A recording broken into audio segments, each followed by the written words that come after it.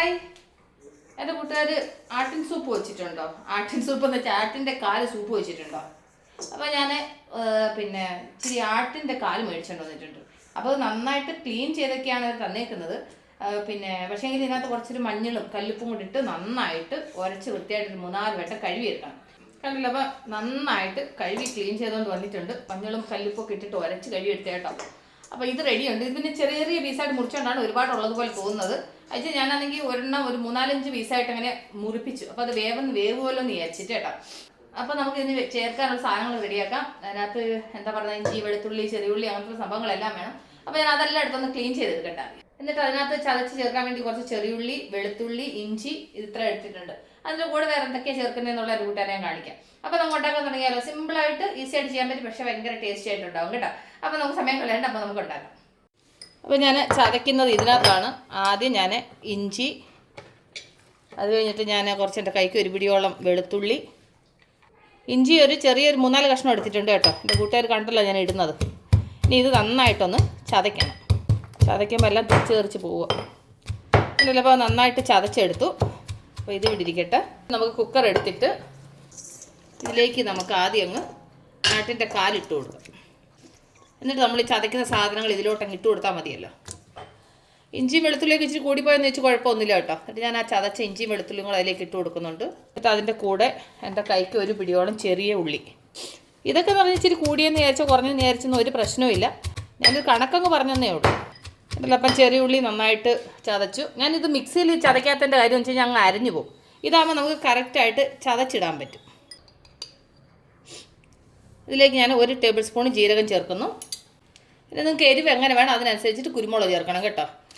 ഞാനിപ്പോൾ ഇതിനകത്ത് 3 table spoon കുരുമുളക് ചേർക്കുന്നുണ്ട്. എന്നിട്ട് അതിൻ്റെ കൂടെ 3 ടേബിൾ സ്പൂൺ മല്ലി ചേർക്കുന്നുണ്ട്. പനിയൊക്കെ ഉള്ളവർക്ക് ഇങ്ങനെ സൂപ്പ് വെച്ച് കൊടുത്താൽ എത്ര നല്ലതാണെന്നറിയാമോ? ഇനി ഇത് നന്നായിട്ടൊന്ന് ചതയ്ക്കണം. ഇത് കുരുമുളക് ശരിക്കും ചതയുന്നില്ല. അപ്പോൾ ഞാനാണെങ്കിൽ മിക്സിയുടെ ജാറിലിട്ട് ചെറുതായിട്ടൊന്ന് പൊടിച്ചെടുക്കാം. പൊടിക്കുന്ന വെച്ചാൽ ചെറുതായിട്ടും ചതച്ചെടുക്കാം. എന്നാൽ മല്ലി ഇതാവുന്നുണ്ട്, പക്ഷേ കുരുമുളക് അങ്ങനെ കിടക്കുന്നു. കണ്ടില്ലേ? ചെറുതായിട്ടൊന്ന് ചതച്ചെടുത്തപ്പം കുരുമുളക് നന്നായിട്ട് ഉടഞ്ഞിട്ടുണ്ട്. ഇതും കൂടി നമുക്ക് ഇതിൻ്റെ കൂടെ അങ്ങ് ചേർത്ത് കൊടുക്കാം. ആ ജാറിലേക്ക് തന്നെ ഞാൻ 2 സവാള ഒന്ന് അരച്ചെടുക്കുന്നുണ്ട്. കണ്ടില്ലേ? നന്നായിട്ട് അരച്ചെടുത്തു. ഇതൊരു പാത്രത്തിലോട്ട് മാറ്റണം, കാരണം ഇതിങ്ങനെയല്ല ചേർക്കുന്നത്. ഇതൊന്ന് ഫ്രൈ ചെയ്ത് വേണം ചേർക്കാൻ. എന്നിട്ട് അതേ ജാറിലേക്ക് ഞാനൊരു 3 തക്കാളിയും കൂടെ ഇതുപോലെ ഒന്ന് അരച്ചെടുക്കുന്നുണ്ട്. എന്നിട്ട് ഇതും കൂടെ ഒരു പാത്രത്തിലോട്ട് ഇനി മാറ്റാം. ഞാൻ ചെറിയുള്ളി തോനെ ചേർത്തുകൊണ്ടാണ് സവാള കുറച്ച് എടുത്തത്. പിന്നെ 3 തക്കാളി എടുത്തിട്ടുണ്ട്. അപ്പോൾ നമുക്കിതിനെ ഒന്ന് വഴറ്റി എടുത്താലോ? പാനടപ്പ് വെച്ച് ഇതിലേക്ക് കുറച്ച് എണ്ണ ഒഴിച്ചു കൊടുക്കാം. എന്നിട്ട് അതിലേക്ക് അരച്ച് വെച്ച സവാള അങ്ങ് ചേർത്ത് കൊടുക്കാം. ഈ സവാള നന്നായിട്ടൊന്ന് ഫ്രൈ ആവണം. ഈ സവാളയും തക്കാളിയും ഒന്ന് ഫ്രൈ ചെയ്ത് ചേർക്കുമ്പോൾ ആ സൂപ്പിന് വേറൊരു ടേസ്റ്റാണ്. അതിന് വേണ്ടിയിട്ടാണ് കേട്ടോ. ഇല്ലെങ്കിൽ നമ്മൾ ആ ചെറിയ ഉള്ളിയൊക്കെ ചതച്ചിടുന്നുണ്ടായിരുന്നല്ലോ, അതിൻ്റെ ആവശ്യമുള്ളൂ. പക്ഷേ ഇതുകൂടെ ചേർക്കുമ്പോൾ ഒരു ഡിഫറൻറ്റ് ടേസ്റ്റ് ഉണ്ടാവും. അതിന് വേണ്ടിയിട്ടാണ് ഇത് അരച്ചിട്ട് ഞാൻ ഫ്രൈ ചെയ്യുന്നത്. അപ്പോൾ ഈ സവാള നന്നായിട്ടൊന്ന് ഫ്രൈ ആവും. എന്നിട്ട് അപ്പോൾ സവാള നന്നായിട്ട് ഫ്രൈ ആയിട്ടുണ്ട്. വെള്ളമയമൊക്കെ പോയി നന്നായിട്ട് ഫ്രൈ ആയി. ഇതിലേക്ക് തന്നെ അങ്ങ് ഞാൻ തക്കാളിയും കൂടെ ചേർത്ത് കൊടുക്കും. ഇപ്പോൾ അതുകൂടെ ഒന്ന് ഫ്രൈ ആവട്ടെ. അതിൻ്റെ വെള്ളമയമൊക്കെ പോയി ഒന്ന് ഡ്രൈ ആവണം. എന്നിട്ട് അപ്പോൾ നന്നായിട്ട് വെള്ളമയമൊക്കെ പോയിട്ട് തക്കാളി നന്നായിട്ട് ഫ്രൈ ആയിട്ടുണ്ട്. ഇതിലേക്ക് ഞാൻ കുറച്ച് മല്ലിയിലയും കൂടെ ചേർത്ത് കൊടുക്കുന്നുണ്ട്. ഇനി ഇത് നന്നായിട്ട് മിക്സ് ചെയ്തതിന് വെച്ചും ഇത് നമുക്ക് ആ ആട്ടിൻ്റെ കാലിലേക്ക് ചേർത്ത് കൊടുക്കാം. ഇതിനെ അങ്ങ് അടപ്പയിലോട്ടങ്ങ് വെച്ചിട്ട് നമ്മളിപ്പോൾ ഫ്രൈ ചെയ്തുകൊണ്ട് വന്ന ഉള്ളിയും തക്കാളിയും ആ മല്ലിയിലയും കൂടെ ഉള്ളത് ഇതിലേക്ക് അങ്ങ് ചേർത്ത് കൊടുക്കാം. എന്നിട്ട് ഇതിലേക്ക് അങ്ങ് വെള്ളം കൂടെ ചേർത്ത് കൊടുക്കാം. ഞാൻ കുറച്ച് വെള്ളം കൂട്ടി വെക്കുന്നുണ്ടേ. അത് നിങ്ങളുടെ ആവശ്യത്തിന് നിങ്ങൾ വെള്ളം ചേർക്കുക. അപ്പോൾ ഞാൻ ഇത്രയും വെള്ളം ചേർത്തിട്ടുണ്ട്. അപ്പോൾ അത് നന്നായിട്ട് വെന്ത് ഇതിൻ്റെ ഇതെല്ലാം ഒന്ന് ഇറങ്ങട്ടെ. ഇവിടെ ഇച്ചിരി കട്ടിക്ക് സൂപ്പ് കൊടുത്തു കഴിഞ്ഞാൽ വലിയ താല്പര്യമില്ല. അതുകൊണ്ട് ഞാൻ വിചാരിച്ചിരുന്ന ഇച്ചിരി വെള്ളം പോലെ ഇരുന്ന് കഴിഞ്ഞാൽ 2-3 പ്രാവശ്യമായിട്ട് കൊടുക്കാമല്ലോ. എന്നിട്ട് ഇതിലേക്ക് ഞാൻ ഉപ്പും കൂടെ അങ്ങ് ചേർത്ത് കൊടുക്കുന്നുണ്ട്. ചിലവർ ഉപ്പ് പിന്നെ വേവിച്ച് കഴിഞ്ഞ് ചേർക്കും. ഞാൻ ഇതിൻ്റെ കൂടെ അങ്ങ് ചേർക്കുന്നുണ്ട് കേട്ടോ. എന്നിട്ട് ഇതിലേക്കൊരു 1/2 ടീസ്പൂൺ മഞ്ഞൾപ്പൊടിയും കൂടെ ചേർത്ത് കൊടുക്കുന്നു. മഞ്ഞൾപ്പൊടി ചേർക്കുന്ന കാര്യം വിട്ടുപോയി. എന്നിട്ട് നമുക്കൊന്നുകൂടെ ഒന്ന് മിക്സ് ചെയ്യാം. എന്നിട്ട് നമുക്കിത് അടച്ച് വെച്ചിട്ട് ഒരു 8-10 വിസിലടുപ്പിച്ച് വേവിക്കാം. അപ്പോൾ അത് വിട്ടിരുന്ന് വേവട്ടെ. അപ്പോൾ ഞാൻ പിന്നെ സൂപ്പിനുള്ളതെല്ലാം റെഡിയാക്കി വെച്ചിട്ടുണ്ട്. അപ്പോൾ അത് കുറച്ച് നേരം സമയം എടുക്കുമല്ലോ അതൊന്ന് വേവാനേ. എൻ്റെ കൂട്ടുകാർ ഇങ്ങനെയാണോ സൂപ്പ് ഉണ്ടാക്കുന്നത്? ഞാനിങ്ങനെയാണ് വെക്കുന്നത് കേട്ടോ. പക്ഷെ ഇന്ന് ഞാൻ ആ സവാളയും തക്കാളിയും ഒന്ന് ഫ്രൈ ചെയ്ത് അരച്ചിട്ട് ഫ്രൈ ചെയ്ത് ചേർത്തത് ഇന്ന് ആദ്യമായിട്ടാണ്.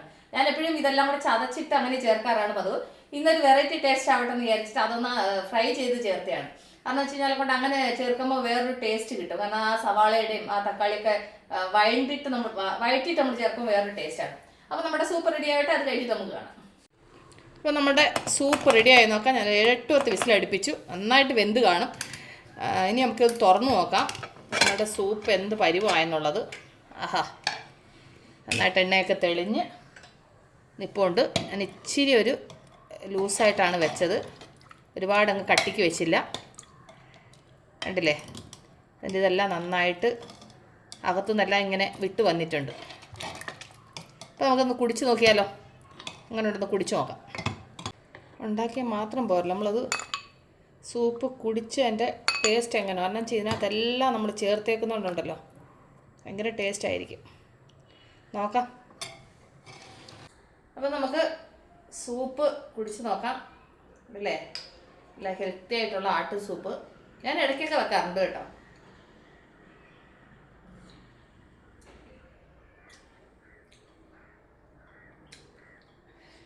സൂപ്പറായിട്ടുണ്ട്.